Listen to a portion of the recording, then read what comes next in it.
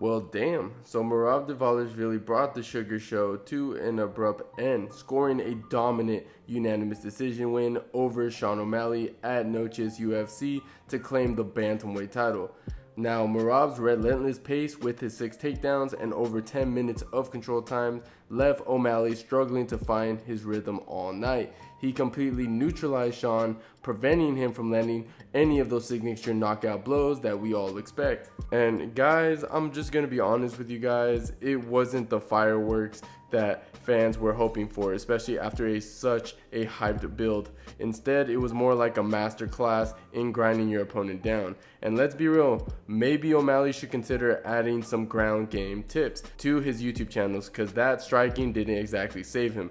Jokes aside, I was pretty shocked. I think most of us thought O'Malley would bring another technical clinic like he did against Aljamain Sterling, but instead Merab showed us what unlimited cardio does, and I'm not gonna lie, it almost looked like this guy has a cheat code. He just never stops moving. He kept Sean on the back foot the entire fight, making him look flat, which was just wild just to watch. And look, man, I have to give credit to Merab's game plan, because Merab's game plan was really brilliant too. He just didn't rush in like a bull like he normally does.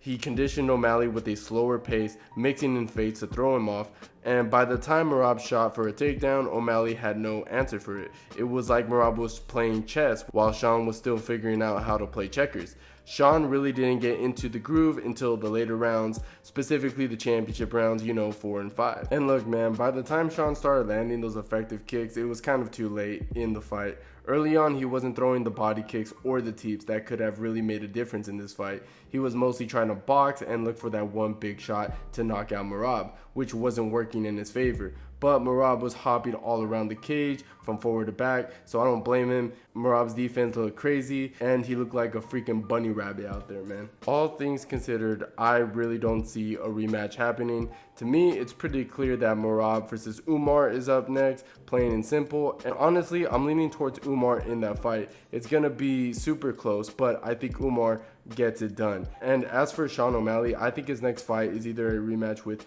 Peter Yan or maybe a matchup with Henry Cejudo. But here's something funny. I've been noticing that people are clowning on Sean lately since he just lost to Merab, and now people are saying that he was never good to begin with, and I have to disagree with that. I mean, the guy is easily one of the best strikers in the UFC. He just had a very bad stylistic matchup. It just shows you how good Merab Dvalishvili is. He's a freaking beast, and he has that amazing aura right now, and he's a tank. Now, is this the end of the Sugar Show? Honestly, it might be. With Merab or Umar dominating the division, I just don't see Sean reclaiming the belt anytime soon.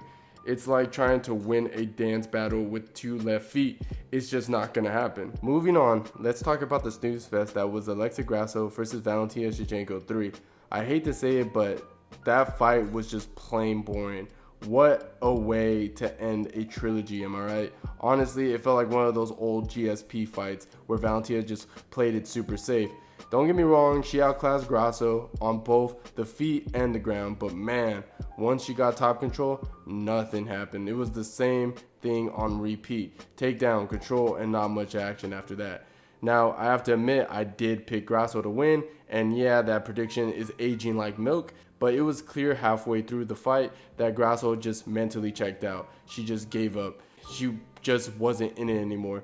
But you have to give Valentina her credit. She's built differently. I mean, at the age of 36 or 37 years old, I think she is, and she's still running strong. And honestly, I don't see anyone in the division who can dethrone her right now. Maybe someone new will rise up, but for now, Shevchenko is the queen of the division. Time will tell if anyone can really take her down. But until then, it's gonna be a tough one to see who can match her. I will say this though, at least the fight didn't completely put me into sleep, but it got close, let me tell you that. Now, the other fight I do want to talk about is Diego Lopes and Brian Ortega. I mean, it's awesome that they finally squared off, and let's just say that Lopez had Ortega on the ropes from start to finish. The Brazilian sensation just cruised to a unanimous decision win, and honestly, there was never really any question about how this one was gonna end. Right from the first round, Lopez took control and didn't look back. He almost finished Ortega early, then came close again in the third, but Ortega somehow managed to hang in there, even though he was basically held together by willpower and whatever was left from his chin.